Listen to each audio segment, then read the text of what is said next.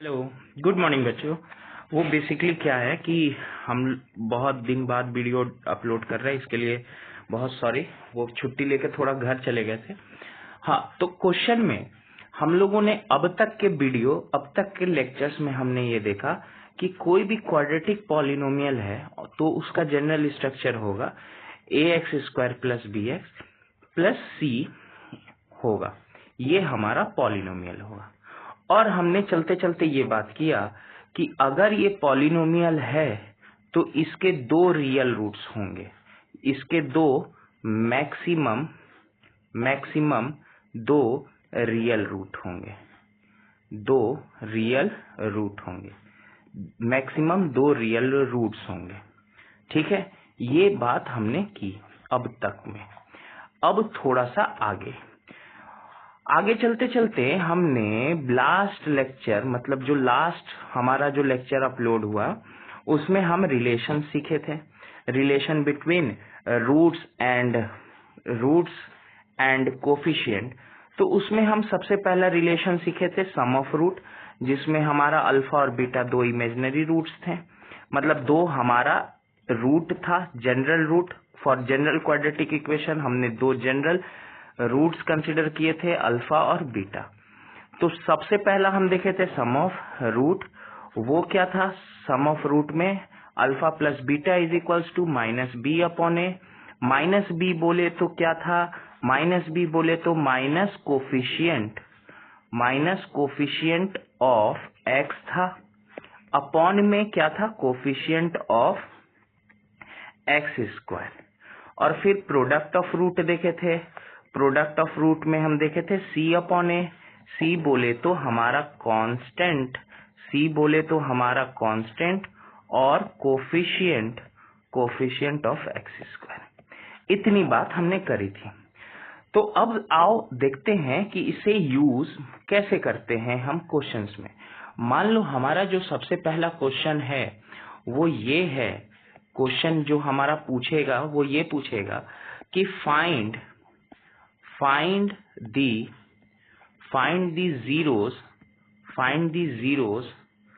zeros of the quadratic p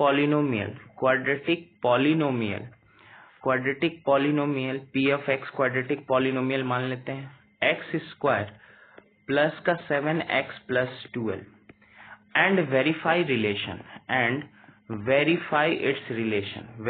it's relation with coefficient. ठीक है, relation between coefficient and zeros. तो सबसे पहले हम इसके जीरोस को फाइंड करेंगे। मतलब हमारा जो p of x है वो है x² + 7x + 12, जो कि हमारा p of x है। तो सबसे पहले इसके जीरोस फाइंड करते हैं। अब सबसे पहले स्टेप में हम सीखेंगे कि जीरो कैसे फाइंड करते हैं। तो क्वाड्रेटिक है तो हम उसको मिडिल टर्म स्प्लिट करेंगे मेरे बच्चों। मतलब हम उसे फैक्टराइज करेंगे। कोई भी पॉलिनोमियल हो उसके फैक्टराइजेशन करना है। और उसका फैक्टराइजेशन कैसा होना चाहिए? तो उसका फैक्टराइजेशन लीनियर होना चाहिए। मतलब उसके लीनियर फैक्टर्स निकलने चाहिए, तभी हम उसके जीरोस तक पहुंच पाएंगे। तो जैसे हम इसके लीनियर फैक्टर्स को बात करें तो ये 12 है, तो 12 को प्राइम फैक्टराइज करेंगे जो कांस्टेंट है। तो कांस्टेंट को प्राइम फैक्टराइज करेंगे तो ये 2 से 6, फिर 2, ये 3। मतलब 12 जो जा रहा है वो क्या जा रहा है? 2 × 2 × 3 जा रहा है। मतलब 4 और 3 को ऐड करने पे 7 आ जाएगा।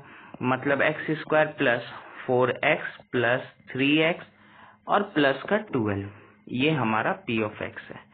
तो p of x हमारा निकल रहा है फैक्टर्स, p of x के फैक्टर्स निकल रहे हैं। जैसे पहले इस दोनों में कॉमन चेक करेंगे तो x कॉमन था, तो x + 4 रख लिया हमने। फिर इस दोनों में अगर हम चेक करें तो हमारा 3 कॉमन था, तो फिर से x + 4 हो गया। तो ये हमारा फैक्टर निकल के आया सामने। मतलब p of x के दो फैक्टर निकले, दो लीनियर फैक्टर निकले। और वो दो लीनियर फैक्टर कौन है? तो एक तो अपना x + 3 है और एक x + 4 है। अब इसके दोनों लीनियर फैक्टर्स को हम क्या करेंगे?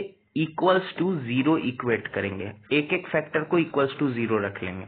मतलब जब x is equals to x+3 equals to 0 रख लिए एक बार, और एक बार x+4 इक्वल्स टू 0 रख लिए। तो एक बार x इज इक्वल्स टू यहाँ पर -3 आ गया, और एक बार x इज इक्वल्स टू यहाँ पे -4 आ गया। ठीक है बच्चों, तो मतलब ये है कि ये जो x की वैल्यू है यही अल्फा है, अल्फा इज इक्वल्स टू -3 हो गया, और beta, beta is equals to -4 हो गया। उसके बाद क्वेश्चन के अकॉर्डिंग हमें रिलेशन बिल्ड करना है कोफिशिएंट और उसके जीरोस में, तो हम सम ऑफ रूट मतलब अल्फा प्लस बीटा देखेंगे, ये -b/x आना चाहिए। तो अल्फा के जगह पे हमारा -3, बीटा के जगह पे हमारा -4, और minus coefficient of x। Coefficient of x क्या है मेरे बच्चों? तो 7 है ना बाबू, तो 7 रख लेंगे, b के जगह पे 7 है। और x स्क्वायर का कोफिशिएंट मतलब a -b/a, तो a का कोफिशिएंट क्या है? x स्क्वायर का कोफिशिएंट अरे कुछ नहीं है तो 1 है मेरे बच्चों। तो ये कितना हो गया? तो ये हो गया -7 इज इक्वल्स टू -7। तो यहाँ से LHS जो हो गया वो RHS के बराबर हो गया। इसे हम ये कह सकते हैं कि जो रूट्स है वो कोफिशिएंट के साथ रिलेट कर रहे हैं, क्योंकि LHS is equals to RHS हो गया। तो एक रिलेशन हमने वेरीफाई करा दिया। दूसरा relation alpha into beta C/A आना चाहिए, मतलब constant upon coefficient of x आना चाहिए। तो मतलब -3 इंटू -4 होना चाहिए। मतलब C क्या है? तो कांस्टेंट 12 है, तो यहाँ C के जगह पे 12 होगा, A के जगह पे 1 होगा, कोफिशिएंट ऑफ x स्क्वायर। तो 4 3 12, माइनस माइनस प्लस, तो प्लस का 12 इज इक्वल्स टू प्लस का 12। तो यहाँ पर भी हमारा LHS RHS के साथ वेरीफाई हो रहा है। तो इस तरीके से हम रिलेशन का क्वेश्चन बनाएंगे। हम आगे और भी 2-3 क्वेश्चन देखेंगे, लेकिन अगले लेक्चर में। अभी तक के लिए इतना, थैंक यू। तो हमारा जो नेक्स्ट क्वेश्चन है, उस नेक्स्ट क्वेश्चन में हमारे पास पूछा गया है, बोला गया है सबसे पहले आप जीरोस फाइंड करिए। किसका जीरोस फाइंड करिए? तो ये पॉलिनोमियल है, इसका जीरो फाइंड करिए। अच्छा, तो इसका जीरो फाइंड करना है, तो याद है हमने पिछले लेक्चर में, मतलब इसी लेक्चर के कुछ सेकंड्स पहले, कुछ मिनट पहले हमने एक बात किया था कि किसी भी पॉलिनोमियल का अगर आप जीरो फाइंड करना चाहते हो, उसके जीरोस को आप फाइंड करना चाहते हो, तो आपको सबसे पहले उसको फैक्टराइज करना होगा, और वो फैक्टर्स जो होने चाहिए वो लीनियर फैक्टर होने चाहिए। तो अगर हम p(x) को देखें, तो p(x) जो है हमारा वो है 6x² - 3। तो इसके लीनियर फैक्टर निकालने के लिए हमने 3 को कॉमन लिया। सबसे पहला स्टेप 3 कॉमन लिया, क्योंकि ये भी 3 से डिविजिबल था, ये भी 3 से डिविजिबल था, तो 3 कॉमन ले लिया। जैसे ही 3 कॉमन ले लिया तो 2x² बच गया यहाँ पर, और यहाँ पर 1 बच गया। यहाँ तक कोई दिक्कत नहीं।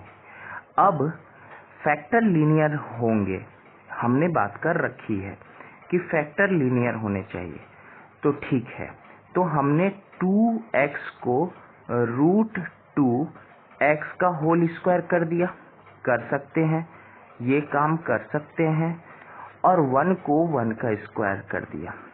जैसे ही ये किया, हमारे दिमाग में एक आइडेंटिटी चला, a² - b² का जो फैक्टर होता है वो होता है a + b into a - b, a + b into a - b।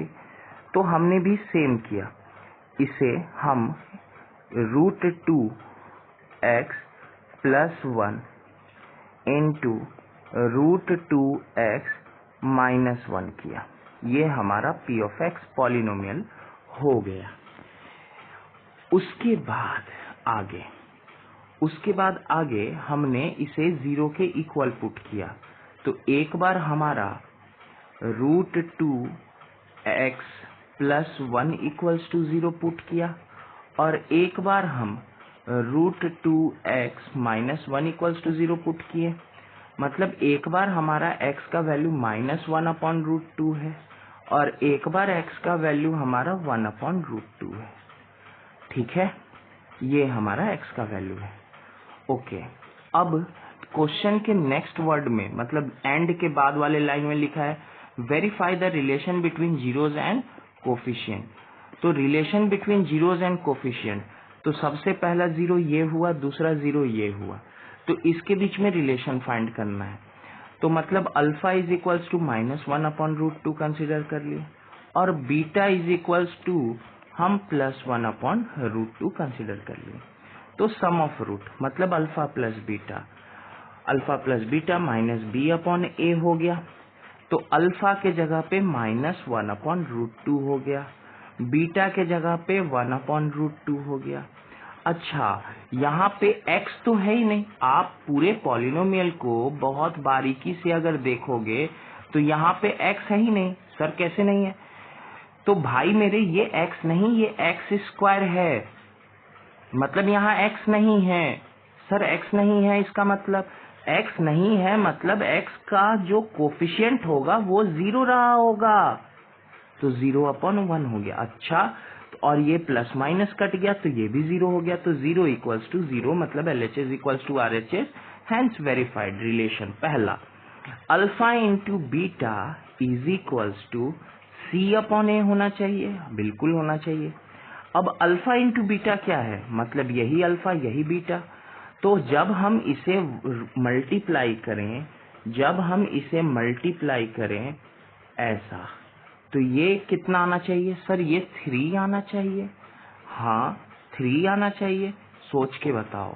3 आना चाहिए, तो सर ये हो गया 1/2, तो 1/2 हो गया माइनस का 1/2।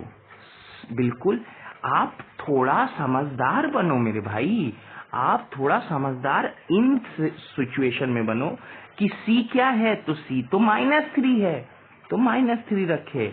A क्या है, तो A तो 6 है, तो 6 रखे।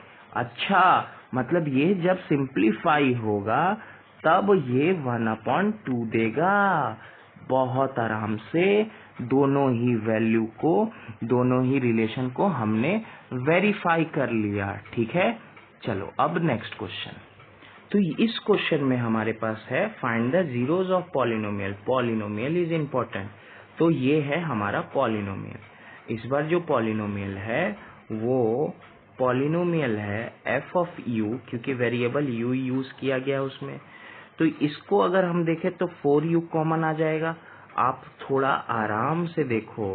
पहला स्टेप हमारा लीनियर फैक्टर होना चाहिए, मतलब इसके फैक्टर्स होने चाहिए और लीनियर फॉर्म में होने चाहिए।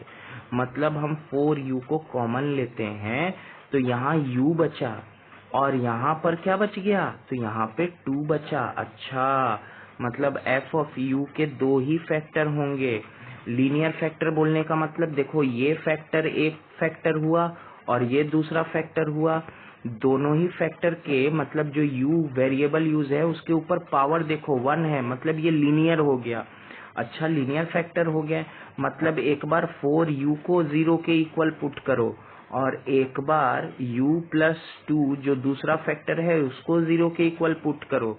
जैसे ही हमने पुट किया तो u इज इक्वल्स टू 0/4, मतलब u इज इक्वल्स टू 4 0 हो गया और यहाँ पे u इज इक्वल्स टू -2 हो गया। अच्छा, मतलब इस बार अल्फा इज इक्वल्स टू 0 हो गया और बीटा इज इक्वल्स टू -2 हो गया। तो अल्फा प्लस बीटा मतलब सम ऑफ रूट निकालेंगे सबसे पहले। -b/a होता है, मतलब अल्फा तो 0 था, बीटा -2 हो गया। जब दोनों को ऐड करेंगे तो यहाँ पे माइनस ऑफ 8 + 8/4 होना चाहिए। अच्छा, मतलब ये -2 इज इक्वल्स टू -8/4, मतलब -2 इज इक्वल्स टू -2, मतलब LHS यहाँ पे RHS के बराबर हो गया, RHS के बराबर हो गया। तो रिलेशन वेरीफाई हो गया। पहला, जिस तरीके से हमने सम को वेरीफाई किया उसी तरीके से प्रोडक्ट वेरीफाई करेंगे।